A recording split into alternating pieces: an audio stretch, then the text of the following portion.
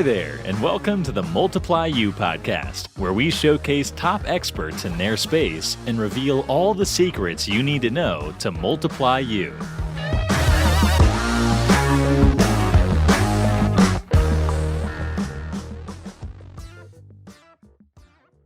Hey, good morning, everybody. Austin Clark here, host of the Multiply You podcast.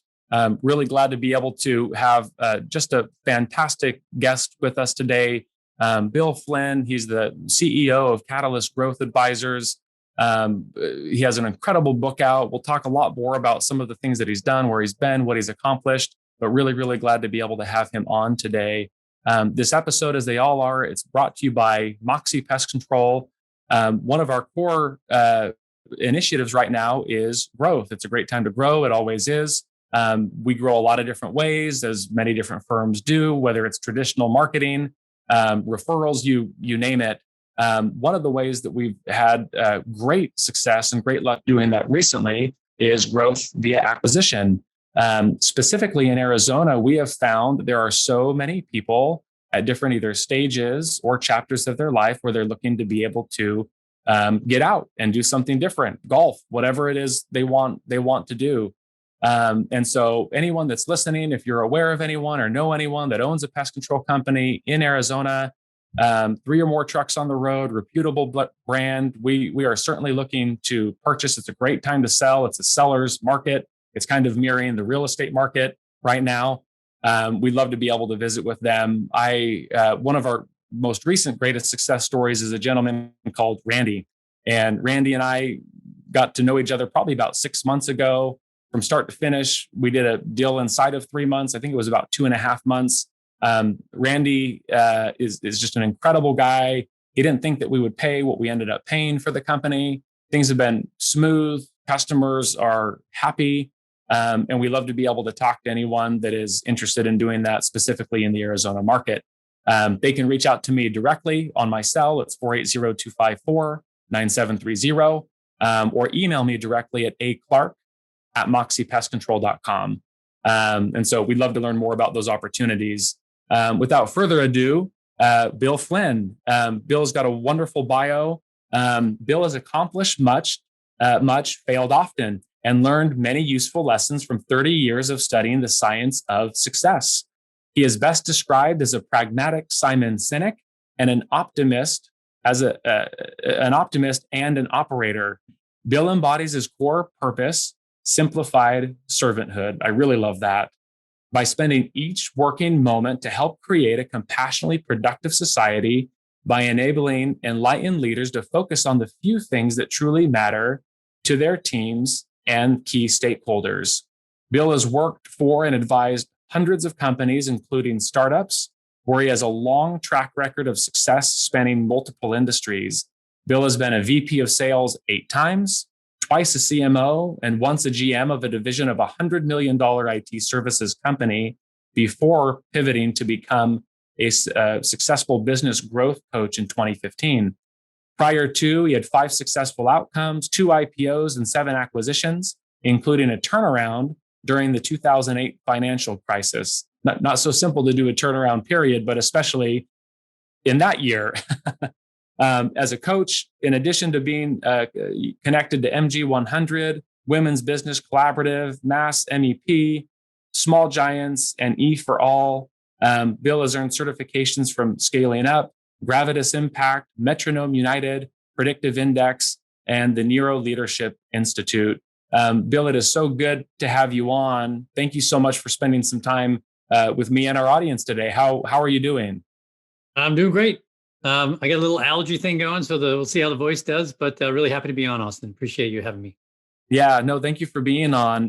Man, I feel like we could just spend the rest of the session kind of dissecting your bio and some of the things that are in there. I mean, the turnaround in 2008, my goodness. Like we were talking kind of before we got going, just your core value or core purpose of simplified servanthood. What a neat mantra to live by and strive to do all of the time. But that's you have been there, done that many times.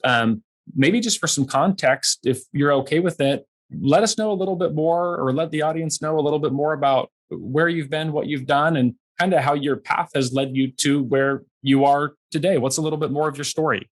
Sure. First of all, I was a Vistage speaker. I started doing Vistage speaking about 4 years ago. For those who don't know, Vistage is, it's a peer-to-peer advisory organization. And they bring in speakers like myself. And this was, I think, my first one. And someone read my bio. It was a little different than that one. I've changed a little bit. And this guy who was sitting next to me, probably in his mid 70s, the head of the group finished the bio, and then the guy looked at me and said, "How old are you?" Yeah. And I wasn't quite as gray then. I've gotten grayer in the last 4 or 5 years. Well, it's one of the most humbling parts of doing this podcast for me is I get to read these bios, and a lot of them aren't seasoned, if you will. And it's like, my goodness gracious, I've got to like put the pedal to the metal. I've got to actually do something worthwhile and meaningful. And so it's incredible, some of the guests that we've had on and just what they've done in such a short time. And you're no exception. Right. Well, your bio is like your Facebook post, right? It only does the good stuff. So yeah, there's a lot of messiness in there. Sure. So I have sort of 2 arcs to my career.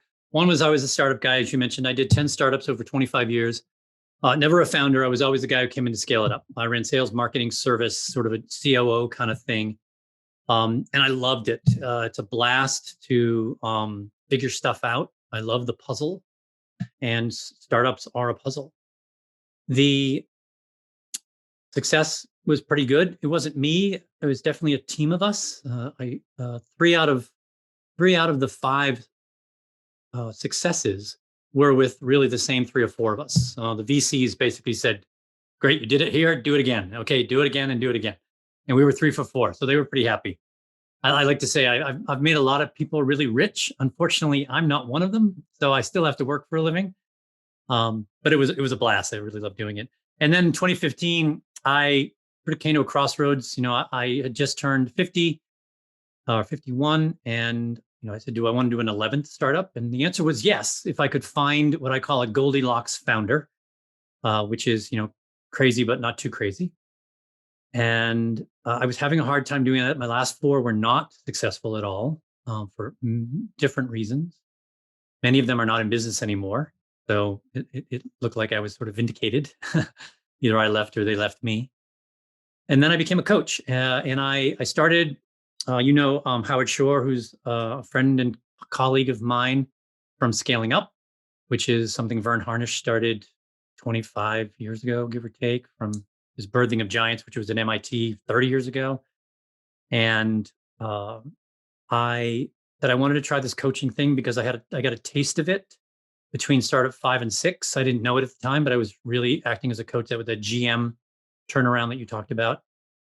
And I signed up for Vern's newsletter, and he sent me an email from it. And I was shocked. I first thought it was a marketing thing, just a reply, but it sounded like a human being.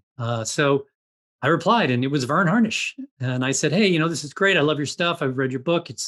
I had looked at that time 6 or 7 different business operating systems, from eMyth to the Value Builder to EOS to whatever. And the way that Vern had put his together was the closest to what resonated with me and sort of in my thinking. So I said, "Hey, I'm sort of at this crossroads. I'm thinking about doing this. What do you suggest?" And he said, "Oh, we already have an organization that does that. Let me introduce you to Keith." And about a month later, I was in Phoenix, Arizona, getting trained on how to do scaling up. That was about almost 5 years ago. And I'm not in the organization anymore, but I'm still connected to it through ancillary organizations. And I still stay connected to Vern and lots of folks like Howard and such. So that's what I've been doing the last 4 or 5 years, is really focusing most of my time and energy on my clients. I did happen to accidentally write a book in there, which I'm happy to talk about too. But that's sort of what I've been doing. No, that's absolutely incredible. And just from that piece, I just have so many different questions, that stem from that, because I think that, a lot of people get into kind of doing it, whether they are part of a really effective, productive team, as you've said, you've been a part of, kind of the core group of 4 or 5 people, and a lot of really good, tremendous success. But there is a lot of transition too from doing it and running the business to more of the consultative type things. But before we get into that, you kind of mentioned your bio and your Facebook post, and it's only all about the good things, which is great, and people definitely want to hear about that. But one of the things that you put right up there and up front is some of the failures, and I think a lot of the times those are even more valuable and more relatable to normal people, because sometimes we have more of those experiences that we might think are failures. Are you able to talk, Bill, about any of those? Maybe not details, and then most importantly, lessons learned, not doing that again, or hey, I'm really glad that we have this experience. It was painful. Maybe we lost some money, but moving forward, we can go this path rather than that one. Any pieces of wisdom to share about some of those things that maybe didn't go according to plan?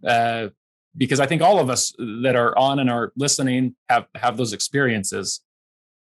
Yes, there are many. 3 come to mind. One is that, but for a long time, so I was a sales guy. Started as a sales guy in my 20s, and I was pretty bad at it. But I couldn't understand why. I'm generally pretty smart. I'm personable. I knew my products inside and out. I was technically sort of adept. I was kind of a geek, and I was working in high tech, but I really wasn't that good at it. And I asked myself, well, why is that? I have supposedly, if on paper, I should be good at it. And I said, well, what's really the essence of sales? And it's really helping someone else to make a decision.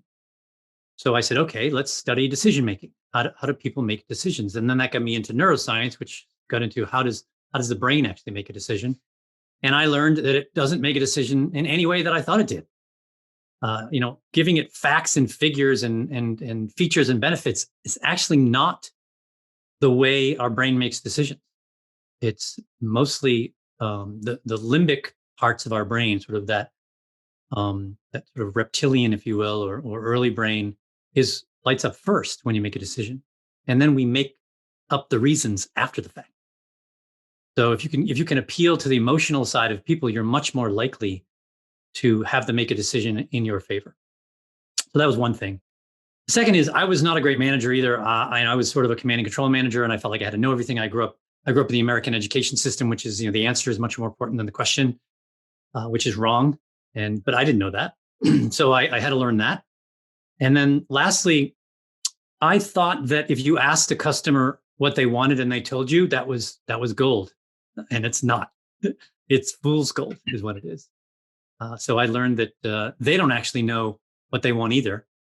And if you do what they say, they won't necessarily pay you for it. So you have to really figure that out.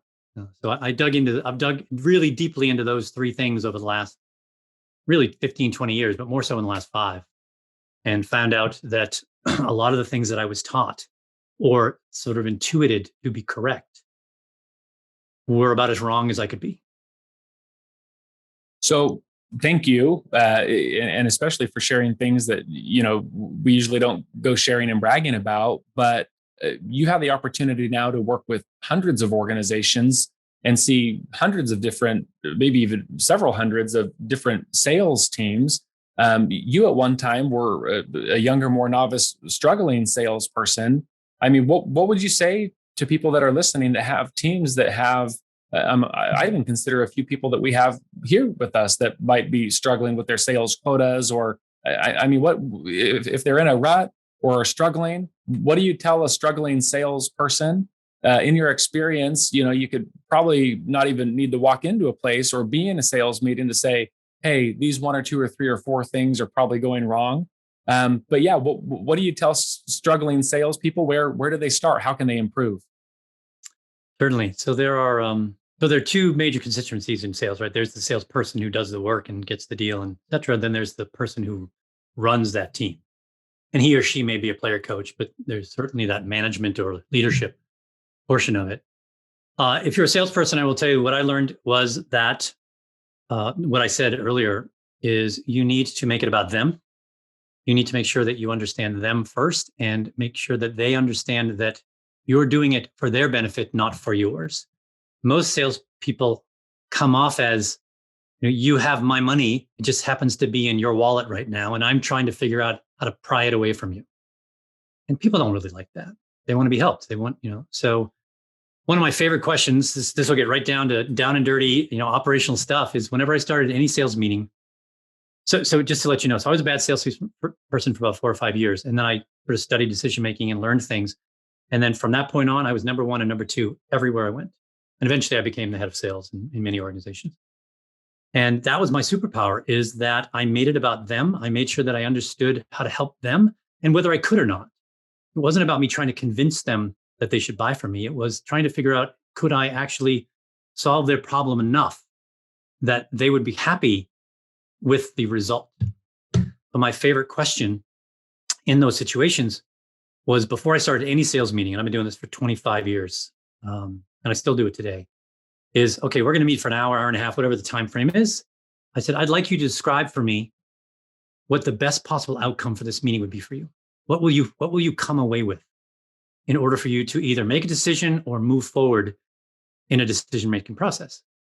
I always looked for what has become known to me as the bully with the juice in the meeting. It's not always the person with the title. You have to figure out who that person is, who most people look to for that decision or that influence of that decision. But you also can't ignore everyone else. So I'd make sure that I try to figure out who that was. Sometimes it's where they sit. Sometimes it's how they sit. Sometimes it's what they do. And sometimes you don't figure out till you're a little further in the meeting. So I would make sure that he or she, that I captured what they wanted. So whatever they told me, I would write down. I want to get this information. I want to get that. I want to see how you compare to this, whatever it is. I want to see this feature. I wrote it all down. And then I tailored my presentation to what they asked for. And then I would run through the list and say, okay, you asked me to do these things. What did I miss? Where are the holes? And if there weren't any, then I would say, sometimes I would say, there's a couple of things that people who really enjoy working with us also found important to know that you didn't ask for. May I share that with you? And then I would share that, which is sort of my take on this might be useful. And then that was it. I rarely lost a deal that I shouldn't have lost. I think, again, I appealed to their emotional part of their brain, right? They're like, wow, this person really cares about me. So even if I don't buy from them, but this person, I like him. And I've had many people where either they didn't buy from me, or I told them, I don't think you're going to be happy with my solution. You're looking for something, you're trying to turn my product into something that it doesn't really do. And so either you're going to be unhappy because you're going to realize it doesn't do it, or you're going to ask me to contort in different ways to fit into your world. And that will make me unhappy. And I don't want to do that to either party. So I would turn people away, and I would have people in meetings trying to convince me that I was wrong, and like, no, I want to give you my money. I'm like, no, I'm not taking your money. Those people would give me referrals. They say, well, we didn't buy from them, but this guy's great, and you should talk to him, and I would get business from them, which is just terrific. So that would be something I would say to the salesperson. The sales manager, it's super easy. You only have 3 things to do if you're running a sales team. You have to hire really, really well. You have to figure out who the best kind of person is that could represent your company and your offerings in the best possible way. Then you have to train them and train them and train them. Never stop training them, because everyone's going to learn and get better at different spots. And then lastly is know how to build capacity. Your job is to figure out, if the company wants to grow, you're going to have to figure out ahead of time, because you have to hire and train, et cetera. If you do those 3 things really well, which is hire extremely well, get really good at it. And by the way, I was a terrible hirer for a long time until I figured out that I was doing it wrong, and I changed my complete hiring process. And I was told many times, this is the weirdest interview I've ever been in. I've had people leave my interview in the middle. They just couldn't handle it. And I had once, that was the stupidest question I've ever been asked. Like, okay, that's fine. I guess we're good. We can end. I just bought 15 minutes back in my day. So hire really well. Just every time you have a sales meeting, make sure that you have training of some kind. It could be teaching each other. It could be third parties. It could be the product guy, whatever.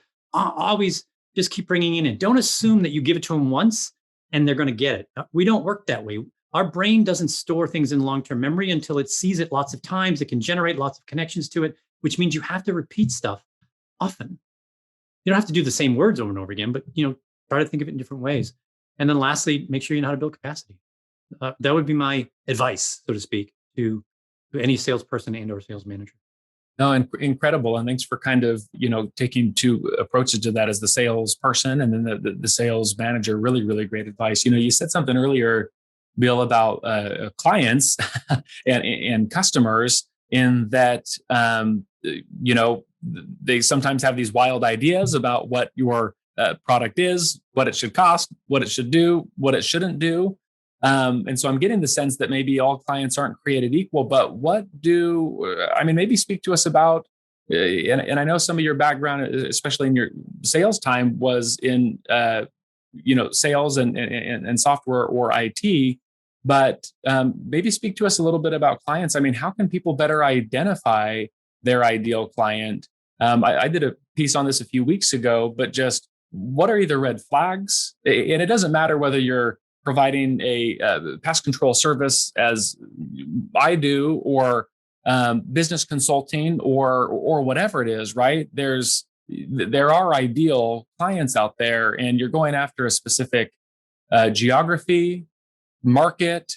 There's definitely people that you're not looking to market to for whatever reason, but it's that they're not your ideal customer. But how can companies identify their core client or their ideal client, so they don't waste time, waste money, and make people upset because they're not able to deliver, or the firm's not able to deliver on what the client thinks they need? That's a big question, Austin. I'll try to give you my short answer, but I mean, your customer is the linchpin of your strategy, and the strategy is really the thing that makes your business go or not. Most businesses don't really have a strategy. They think they do, but it's not really a strategy. And it really derives from your core customer or your place in the market, right? You might have a core customer now, but find that there's a better opportunity in somewhere else. So you have to move to a different core customer. That is hard. And a lot of people just ended up doing that just this last year, right? With the pandemic, we used to do this. Now we make masks or whatever it is, right? Exactly. So what I found is that you should go into any customer situation with a complete open mind to understand what your product does for them. I like to say often, people don't really care what you do. They care what you do does for them. And your job is to figure that out. And there's this theory called jobs to be done. I don't know if you're familiar with jobs to be done. Many people are not. Been around for about 30, 35 years. Basically says that people don't hire products and services. People don't buy products and services. They hire them to do a job for them. The best example I love to talk about is Google Maps and Waze. So those of you who are old enough will know that Google Maps was a far better map than MapQuest for a digital map. And MapQuest is basically out of business. I think if you type mapquest.com, it's still alive, but I don't really think it's on life support. So they made a better map, but Waze didn't say, let's make a better map. They said, why do people hire maps? What job do they hire people do people hire maps to do for them? And one of them, a big one, was to get from point A to point B on time. So they said, okay, if that's really the job they hired a map to do, how would we do that? How would we solve that problem? And how would we use all of the available technology and resources to us? And they said, okay, so this was 2007, 8, whatever it was. And we had phones. Phones had accelerometers and gyroscopes in them. We obviously have it socially connected. And they said, let's use that technology. And they found that it was a better solution, at least for that. In most cases, it's not perfect. I've certainly been led astray a couple of times by Waze, but not very often. I can probably count them on one hand. And I've been a user of Waze for, 7, 8, 9 years, almost as long as they've been in business. And Google bought them for over $1 billion. I've heard $1 billion, $1.3 billion, and $1.6 billion. I don't know what the number is, but it's over $1 billion. It doesn't really matter once you get. It's all good. It's all good. Yeah. So they really figured out. So you really have to figure out why your customers hire you. And often we think we know. And I'll tell you, Austin, more than often, we are completely wrong. We think people buy for the reasons that we think they should buy from us, and they don't. I learned that in one of my businesses. I was at a data backup company, and I wasn't going as deep as jobs to be done, but I just want to understand. And I had a process when I came in as a VP, and I said to my CEO, I said, don't expect much from me for about 2 or 3 weeks. I want to learn some stuff. I said, can you give me a list of our best clients? And just so you know, you mentioned something earlier. I want to make sure I don't forget to say it is your best clients are 16 times more valuable than your regular clients for the most part. If Wilfred Pareto is correct, the 80-20 guy, then that's true, which means that you don't need lots of them.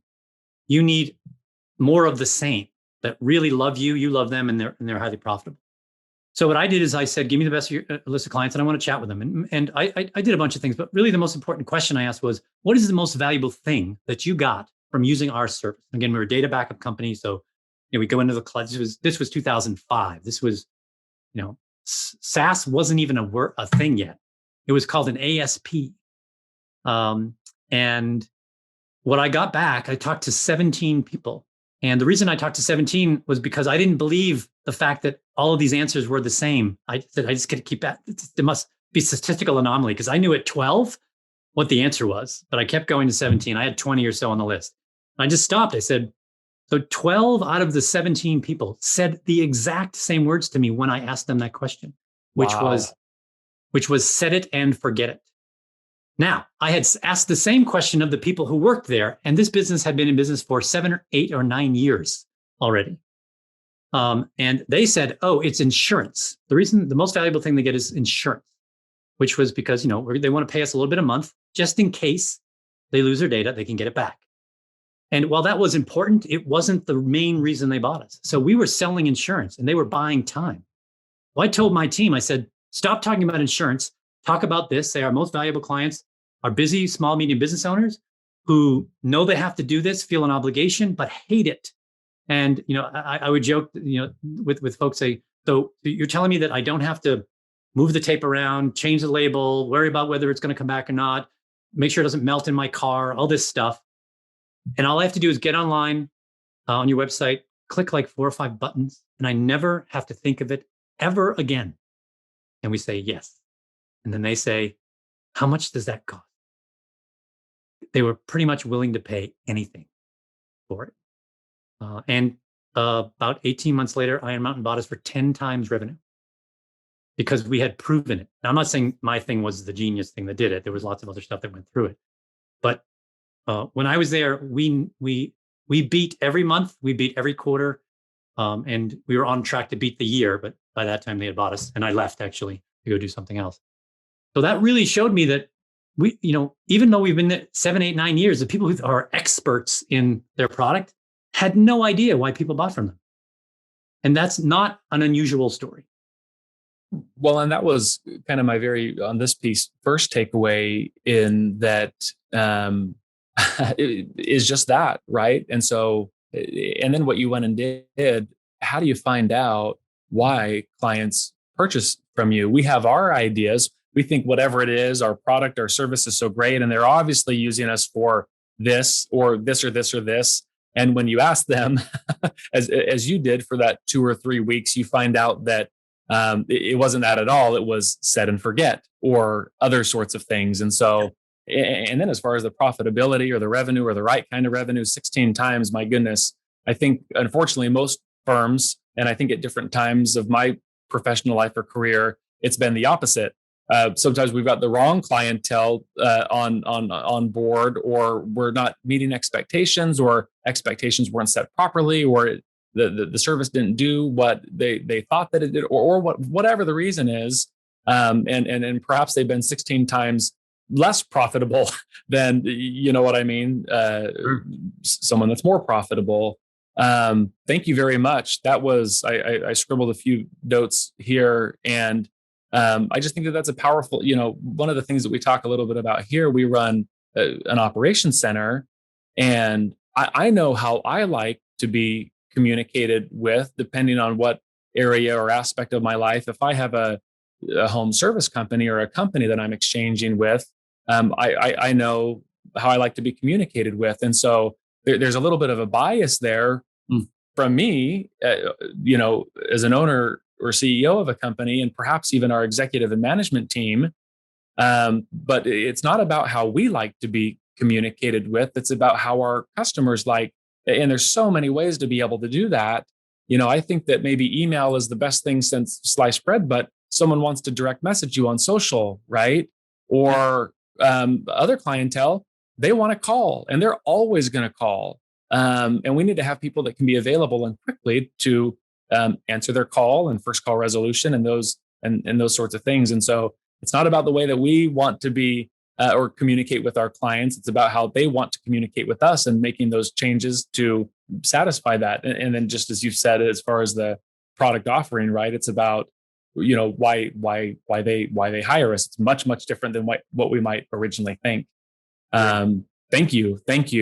Okay. You had something, I guess, big happen in 2013, 14, 15 or so, but you made this transition from doing what you were doing for years into coaching and consulting. What are you able to talk about? Either what was going on or what helped you to make that decision? You talked about Vern a little bit, and that was kind of a neat thing and neat experience.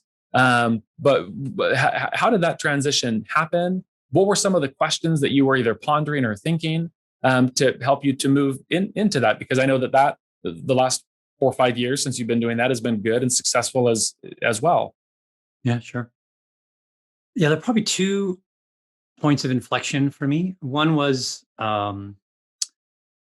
in 2008. So the turnaround that I did for the IT services organization, where I ran the email hosting company. We were primarily an email hosting company. This was prior to Gmail. Gmail wasn't a thing yet, and we were a Microsoft certified partner. So this was the precursor to Office 365. They were, as Microsoft often does, it leverages other people and then steals it and turns it into their own thing, which was perfectly fine. I mean, that's just the way things go. And my first day, I was a GM there. I was brought in as a consultant. So between start 5 and 6, I stopped. I had done pretty well. I had 2 relatively good payoffs. Nothing life changing, but enough. And my daughter and wife said, "Do you need to do another one?" Because they are consuming. I mean, you're a business owner. It's your time is not always your own. So I said, "No, I don't have to. We can go for a while. Probably months, maybe a year, before I'd have to start working again." So I did that. And it was great. I got to drive my daughter to school every day and pick her up. And, I had, I had a shortened day. And luckily, I've been lucky and a number of people knew me in the Boston area. So I was asked to do a bunch of things for free or for a stipend or whatever. And I did a bunch of those things. And one of those companies ended up hiring me. And I came in as a sales guy. I eventually took over sales and marketing. And then the business owner brought me in because he said, his first thing he said to me was, "I need you to make me look big because I want to sell this thing and I want to sell it for as much as we can." So I came in and put together a plan and hired some salespeople and did some other stuff. And about, I don't know, not much longer, 10, 12 months later, he sold the business for a decent amount of money. It wasn't, it was life-changing for him. He was 90% ownership and it was well over $10 million. So he was pretty good. And the company who bought it was Mindshift, and the CEO of Mindshift reluctantly asked me to run the division. And I say reluctantly because he said, "I don't like salespeople." He said, "But you do things by numbers." I showed him my spreadsheet and how I ran how I was running things and whatever. He said, "So, we're going to give that a go." And it worked out great. But my first official day when the founder really left was January 2nd, 2009. And that day, our entire technical infrastructure collapsed on itself. We did not deliver email to anyone during the day.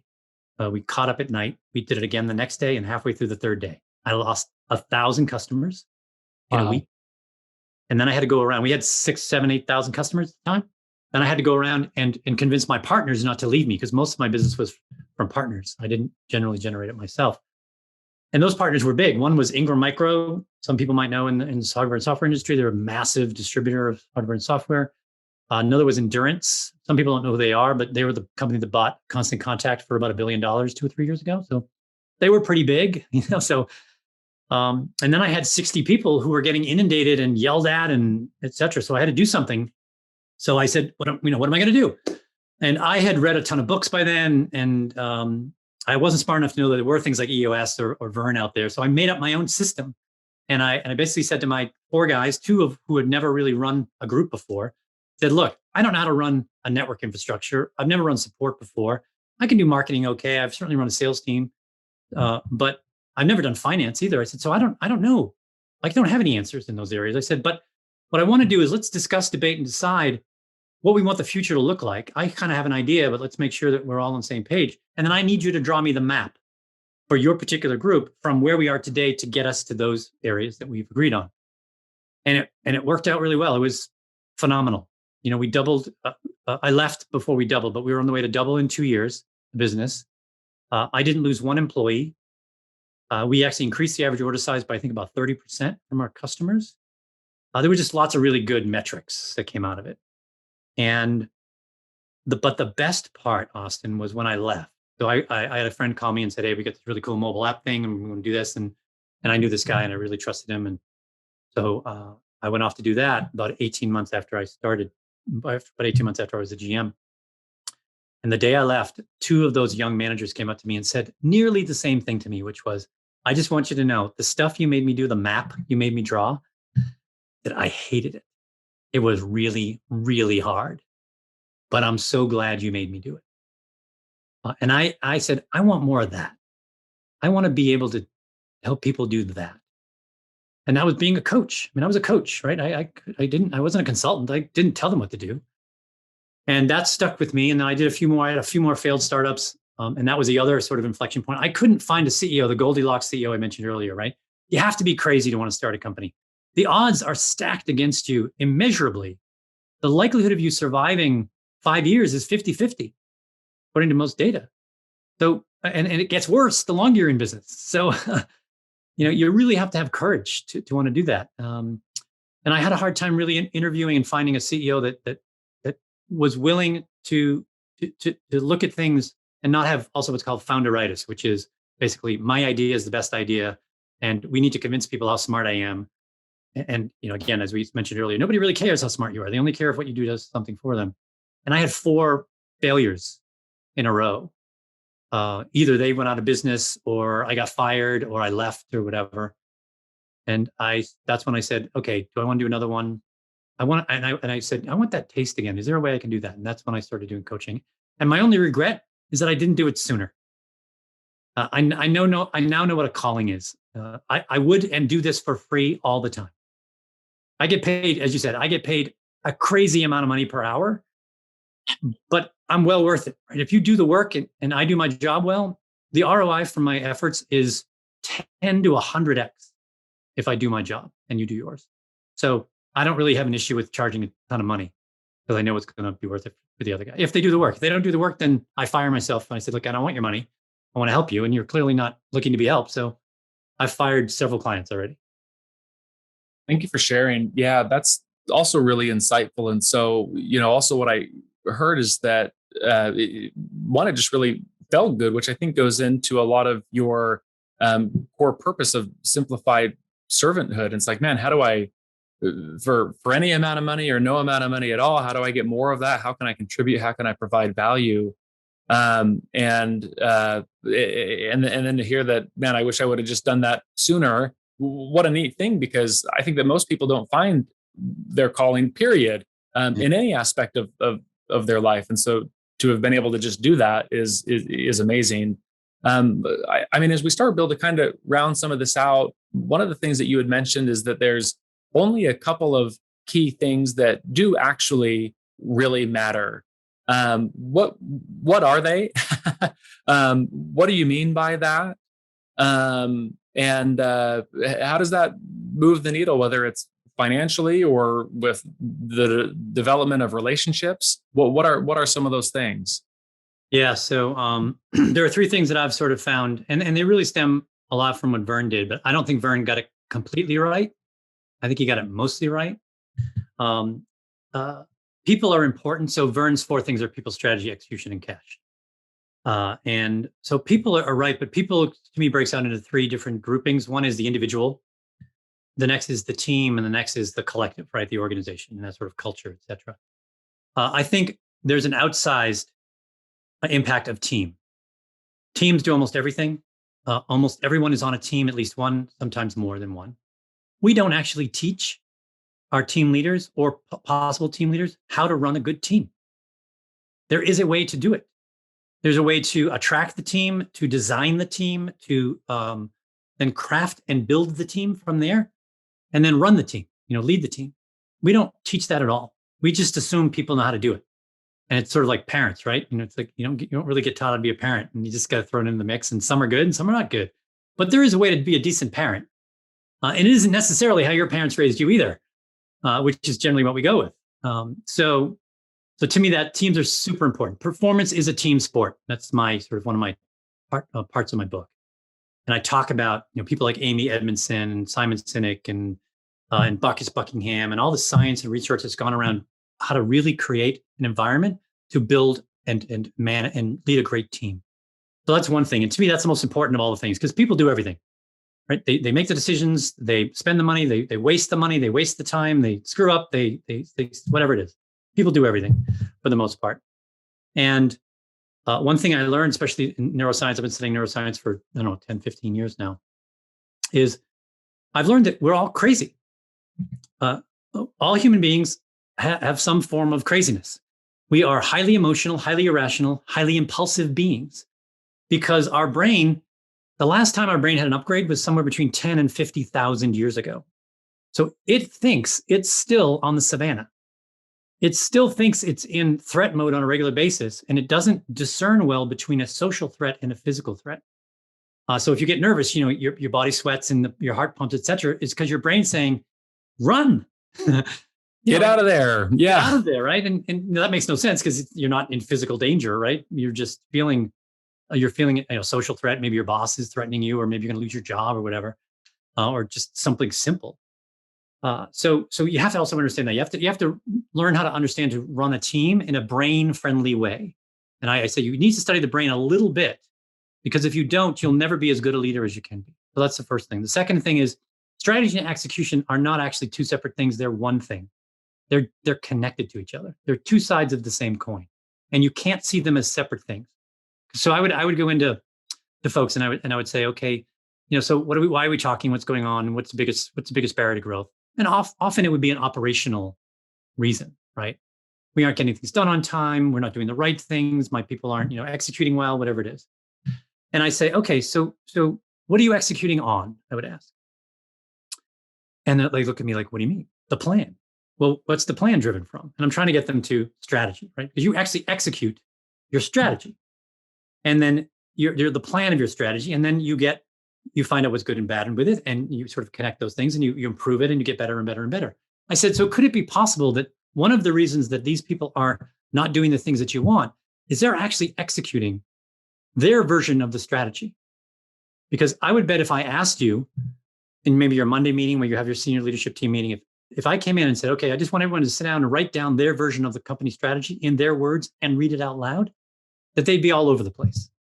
So maybe we need to figure that out as well. Execution is important, but you have to understand that they're definitely connected, and there are pieces and parts of each that affect the other. It's one big system, and I think this is what Sinek means when he says the infinite game. Right? The infinite game is the strategy and execution that just goes over and over, never ends, because outside things will change. Right? You'll have technology changes, you'll have demographic changes, you'll have regulation changes. All these things will then affect the system, which you then have to modify to address it. And then lastly is cash. If you want to grow your business, cash should be your primary financial metric. And Howard, I'm sure, has driven this into your head because he's definitely the cash guy. Why? Because your business, if you want to grow your business, it costs money and you have to pay for it ahead of growth. You have to buy something ahead of maybe a factory, or you have to hire people or a tool or software to accelerate your growth. So what I do with my folks is I sort of get that longer term vision. And then we say, let's break that down into 3 years. What's your 3-year vision? I'm a big fan of the Cameron Herold book, The Vision. And I say, great. And let's build out what we need to do to make that vision happen. And then let's ask ourselves, how much will this cost us? And then let's build the plan to generate that amount of cash to pay for what we want to do. And by the way, if we don't generate the cash, we can't do some of those things. And we shouldn't. We could borrow. I mean, borrowing isn't bad, but I'd rather have them not borrow than to borrow. So those are the 3 things. So team, see your business as one big operating system, and then cash is your primary financial growth metric. Well, and I'm so glad. Go ahead. I cut you off. That's my book. That's what Further Faster is about. Well, and I'm so glad that you shared those things because, anyone that's listening, think about the amount of time, whether you own the company or a key person or a manager on the executive team, lead, whatever, think about how much time you spend not doing those things that you just described, right? And so I think if we kind of take a mental note of what our activities are, what we do day in, day out, unfortunately, I know this is true of me at different times, either in my life or, things get busy, right? That's everyone's favorite excuse. I didn't have the time. I'm too busy. Yeah. It is perhaps not spent on some of those most important, really key things that do really, really matter. You've mentioned kind of final question then, Bill. I mean, you've mentioned a handful of resources, books, people that have been influential, but I mean, as far as you staying extremely relevant, sharp, up to date, where do you turn, whether it's for education? Who do you read? What do, how do you continue every day to stay sharp and to, whether it's books, seminars, not a lot of seminars going on right now other than virtual, but what is it that you do to keep yourself in the position that you're in and helpful and valuable? Sure. So my one phrase strategy, to steal from Vern, is be exceptional. And it reminds me that in order for me to add value to my clients is that I need to keep filling myself up with information, because I sort of feel part of my job is to be a source for them where they don't have as much time, especially in the beginning. Eventually they should have more time and read more things. They should do it anyway, but at least I can accelerate that. So yes, I read a ton of books. I read somewhere between 50 and 60 books a year.